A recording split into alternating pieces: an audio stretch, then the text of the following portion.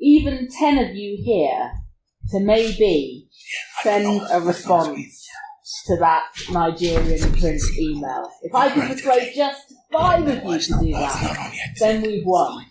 And the reason why we will win is because we are helping those scammers stay away from those victims. Okay. How are we doing? That's the talk. Bye, everybody. Right, we're not. Let's see if anything does come up when I do this. We are not getting a picture right now. Still nothing? Still nothing. Okay, do you want to plug that in? Yeah. There's the talk on a stick. While that's going on, I will just go into the talk, okay? So, no, that's... Okay, that was just to test the audio earlier, but... So yeah, we've discussed the whole shooting somebody thing. You want to be a baiter. We were going to call it Beatty McBaitface at one point, but we went with so you want to be a baiter. What is a scam baiter has already been explained, which is brilliant. We unplug that and plug that into there, see if that works. So while we still have technical issues, I'll just carry on. First of all, if you want to become a baiter, the number one rule is to always bait safe. This, more than anything else, take back with you. First up, never use anything that can be traced back to your real life details. Don't use your real name, don't use your photos, don't reuse your email addresses or anything like this. Start with a completely clean slate. Half-truths can be easier than lies to remember. If you are new to scam baiting, and you start actually talking to a scammer in real time, if you've got a bunch of lies, it's possible you'll forget the lie and tell the truth. If you use a half-truth, then you can quite often not slip up, whereas you may if you did it the other way. For example, if a scammer asked me what I did this week, I met up with my friend George, we went to town, did a bit of shopping, looking at DVDs, came back, and then did Netflix and chill and a takeaway. Part of that is true. I did meet my friend. We did go to town. We did do the Netflix and chill. But his name isn't George. So when they talk to me, I'm able to just quickly say these things because half of it is the truth and only half of it is a lie. Keep records if we need to access information at a glance. Again, this is to make sure that you don't accidentally mess up because we all do it at some point. Let's be honest about it. But if you keep records, then you're more likely not to mess up. And if you do slip up, that's just gone off. If you do slip up, kill the bait. Do not try to continue it. Kill it. But you can always rebait the scammer at a later date using a new email account. So learn what you learned from that time and then reuse it for the next time. Right, do's and don'ts. We're going to start off with the do's. Firstly, bait for the right reason. Bait because scammers are bad. Bait because you hate the fact that people are losing money to scammers. And bait because you're a good person. Do not bait because you think it's going to make you rich and famous. Because I can tell you, and Jill can tell you, does not happen. And don't bait just because the scammer is a different skin colour or from a different country to you. If you come in trying that kind of shit, you are going to be kicked out very, very quickly. Work with other baiters to share knowledge. As you can see, we have 2 of us here. There's stuff that I know that Jill doesn't, stuff that Jill knows that I don't. So if you work with a group, one of you may know more about the technical side, one of you may know about the psychological side, and you are able to become a better team because of that. So work with other baiters. Post what you receive. If you are just messing with a scammer for fun, all you're really doing is wasting a little bit of their time and that's it. What you need to do is post up those details that you're getting to warn other people. Rather than waste, say, 20 minutes of a scammer's time, posting up those details will damage the scammer's business. And when we do that, they hate us for it. Which is why we don't use our real life details. But make sure whatever you do, post it up to warn other people. Try out different scammer types to see what fits. I started off as a baiter dealing with dying widow scams. I don't know if that was mentioned in the earlier talk. It's basically, I'm dying, I've got all this money, I would like you to donate it to charity, and then you have to pay the fees to be able to get the money to do that. A couple of months in, I discovered romance scam baiting, and that was my light bulb moment. Once I discovered romance scammers, that I was particularly good at doing that. And when I started doing scammer calls, I found I was fairly good at that as well. Would you say? Yeah, pretty good. Not bad. But together, we're awesome. Well, yes. Absolutely. And let your imagination run wild. You are creating an entirely new persona. You can be anybody. I have been a part of NASA. I have been Joe Walsh's tour manager. And Jill and I have been the mother and father of a talking hamster called Houdini. And we had a scammer who we thought was the Pope, because his name was Paul John, but he's actually John Paul the Pope. And we had him pray for Houdini because he went missing. So you can be anybody. That the only thing that's going to slow you down is the things you can come up with. And now on to the don'ts, which is the ethical part. First of all, don't give them anything they can reuse. Don't send them a fake ID because you think it's funny to send one with a picture of Mr. Bean. Don't correct them if they say something wrong. Give them nothing except misinformation. I had a Russian scammer once who I told across the water in Welsh is achavi. Okay, a couple of Welsh people here. Achavi is a Welsh word. It had no literal translation, but it's what you would say if you stepped in some dog muck. Or you say to a child, don't touch that, it's achavi. So yeah, I taught the scammer that achavi is across the water, and you will see how that paid dividends in a little bit. Don't involve others without their knowledge or permission. This is what's called the innocent third-party rule. Can we get it up on the end? Just because your neighbour annoyed you this morning by mowing the lawn at 7 in the morning doesn't mean you should then give out their number to all the scammers. And don't let me give you ideas, okay? Yeah. If they're not a part of the scam and they have no idea that this thing is happening, don't involve them. No, is the answer to that. Don't. There's no HDMI. Is that HDMI? It's not plugged. Is it plugged into HDMI? No, mine is still plugged into HDMI. No, I haven't got an HDMI port. You haven't got a HDMI? Oh. There's no HDMI. So Okay, there are pictures on this, so you'll all have to kind of have a quick look after, okay? Unless we can get this to work. It is coming through on the recording. So when these are posted online, if you watch again, all the slides will be on there. Okay, I promise. But we're trying to catch up on time, so. Hang on, it's turned off. Give it a sec. Right. Don't get a scammer to send you money. This is known as cash baiting and it's been frowned upon for a long time now. If a scammer sends you money, it's not them sending you the money. It's them persuading another victim to send you the money. And if they realise they've been scammed, your details are the ones that they have. Don't destroy anything that a scammer didn't pay for. Don't go deleting emails if they're on Gmail or Yahoo. It's going to be a slight inconvenience to them, but usually they'll just write back and say, oh, I'm sorry, there was a problem with my account. Can you now write to me on this account? And carry on as if nothing had happened. Plus, all the details that have been posted up already about the scammer are now null and void. So don't do it, please. However, if they have a website or a custom email that they paid for, open season, have fun with them. And don't do anything illegal, and that definitely includes hacking. Seems odd for me to say this, but we do not condone hacking.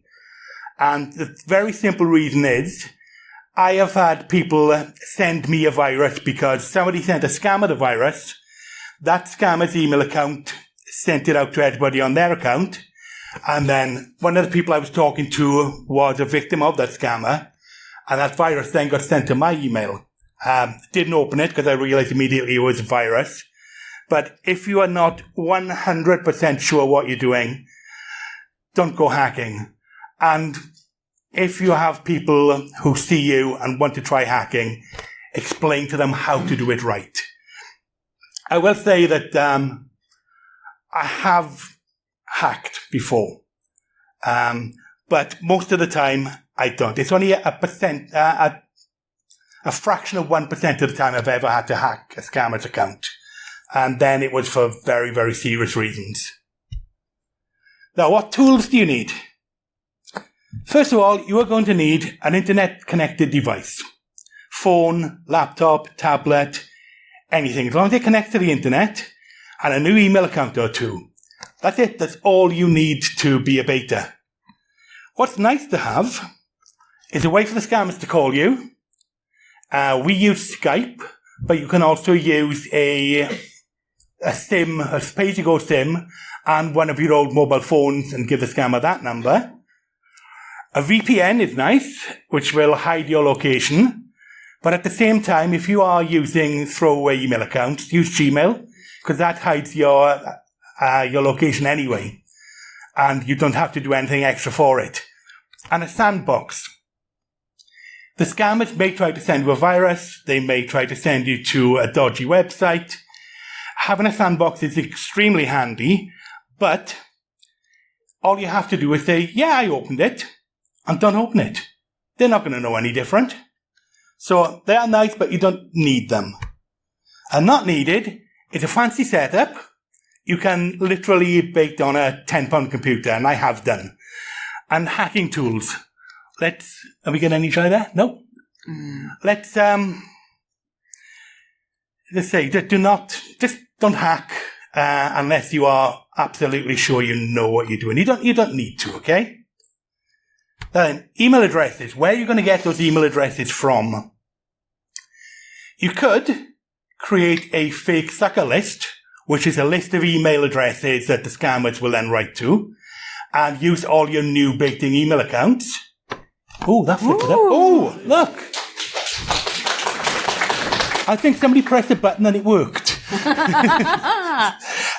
Yes, so you could do that. You could go on people's guest books, leave a nice message, and put your email address on there. Or the simplest way, go to a website that's got them all on there already. This obviously is my site, scamsurvivors.com. So you can go there. You look at the email that you get. You go, put it in as recovery scam, put your reply, and then post the thing underneath, and you're done. On to romance scammers now. This is a bit more complicated, and I've got 10 minutes, so I'm going to rush up a little bit now. Find a free dating site known to be full of scammers. Again, if you go to our site, you'll see them listed there. Choose your trap type and create your profile accordingly. There are 3 kinds of trap. There's the honey trap, which as it sounds is a very appealing profile. The problem is you are going to get genuine people contacting you. There's the neutral trap, which is no picture, hi, I'm new here, say hi. Or my favourite, the vinegar trap. My vinegar trap, yes, somebody knows what's coming up. My vinegar trap, at one point I said, the end of a perfect first date would be you and I sitting together, drinking a glass of acid whilst watching the sunset over the sewage works. And I had scammers right back say, oh, your profile is lovely, I'd love to talk to you. And you know that only scammers are ever going to write to that. I did the same thing. I went on to America's Most Wanted website and picked a female photo, put it on, and I got, you are so beautiful. I'd love to date you. And they're all scammers. So, what are we at there? Click on obvious scammer profiles, but let them make the first contact. Obvious scammer profiles are ones where you look at the picture and it is a model or someone you recognise. We've had ones that have been Sandra Bullock. We've had ones that have been various porn stars. You see them, you know instantly that they are. And the longer you do it, the easier it gets. So click on them. Just let them know that you're around, but don't actually send them anything. Let them reply to you. They are going to try to get you off the site as quickly as possible. And that is because they want to take you away from the site, so there's no competition and there's nobody there saying, be careful, that guy's a scammer. And fight the inevitable ick factor. If you're a guy, like I am, you are going to be baiting females who are really guys, and you're going to have to pretend to fall in love with them. It's uncomfortable and not everybody likes doing it. But what I will say is what somebody said to me. If you feel uncomfortable, they've got to pretend to be a woman. So take that and use it. Make them as uncomfortable as possible. Be as scatological, be as gynecological as you can. Just freak them out. When you get replies, be patient, don't rush. If you try to go straight in, the scammer's going to go, I'm not wasting my time on this, and leave. If you want to do longer replies, be concise. Keep it open-ended, but you can also keep your replies generic so you can reuse them. So I could send the same email to 20 different scammers with the exact same text in it. Play dumb and be a perfect victim. The scammer will try to see if you know that he's a scammer, and he may try to sneak a word or a phrase in. If you see it, ignore it. Make them try to appease you when you argue. So rather than say, you're an idiot, turn around and say, why are you treating me like you think I'm an idiot? That way, they have to be on the back foot and they have to appease you. And once you get them to apologise the once, it's a lot easier to get bigger things off them later on. And many lads make light work. The more scammers you deal with, the better. Oh, that's a metric one. The more scammers you're dealing with, the more you're going to be doing it, the easier it'll be, and you can work in waves, say 2 weeks. Every 2 weeks, start a new batch, and as one batch is ending, the next batch is coming into fruition ready.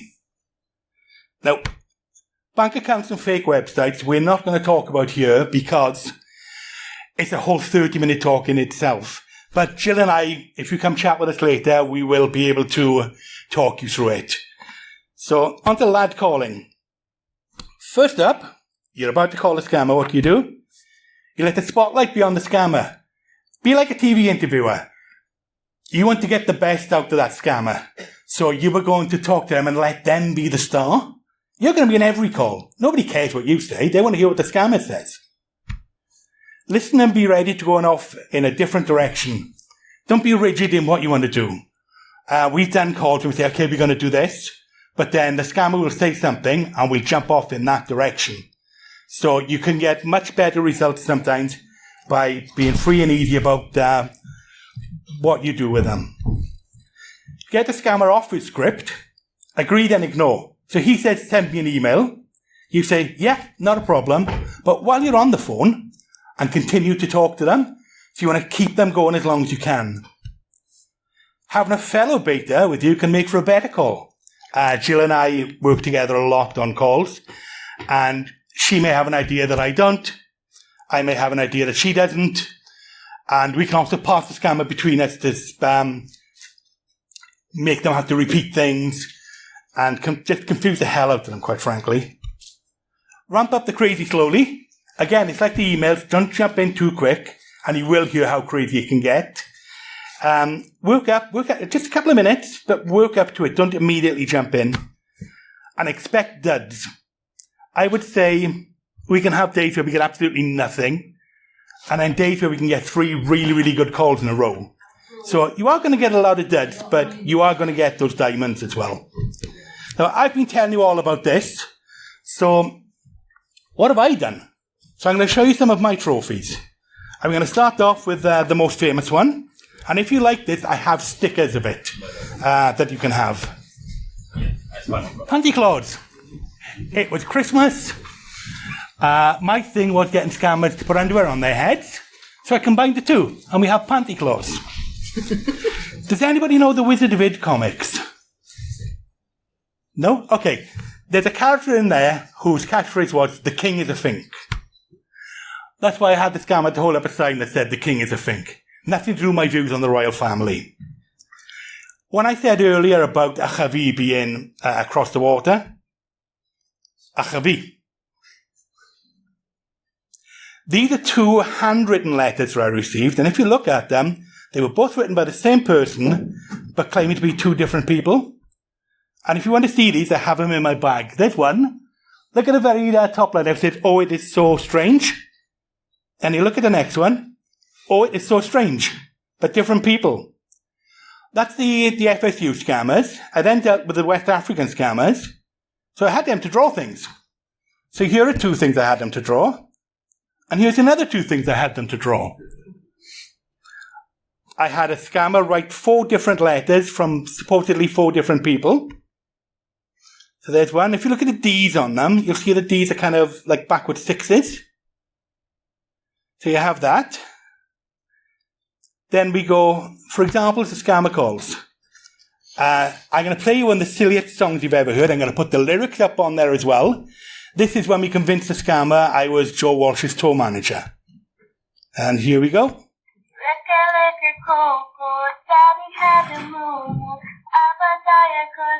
Can you hear it okay?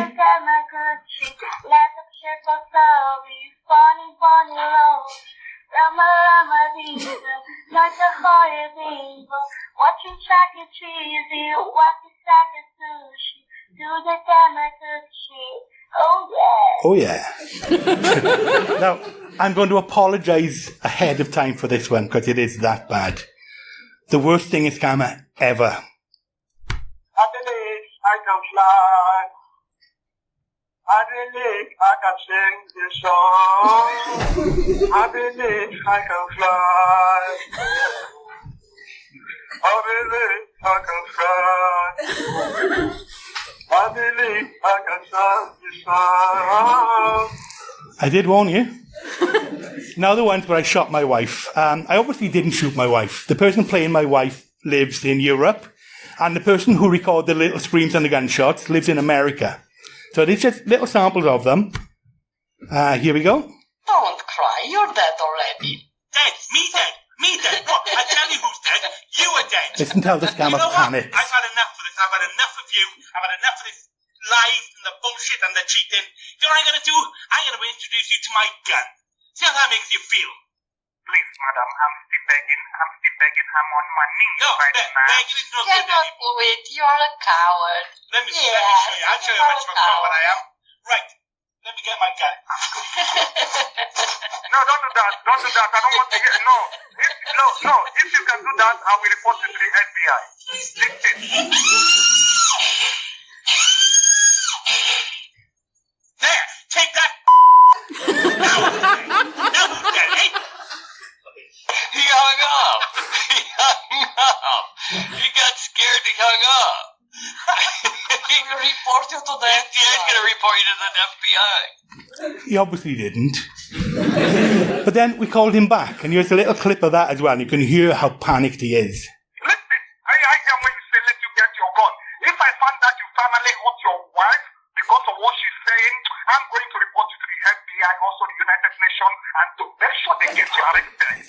I'm clear. I'll beg your pardon, Mr. Man. I don't want you anything you, no matter how she said or anything, you to raise gun on her or to shout on her.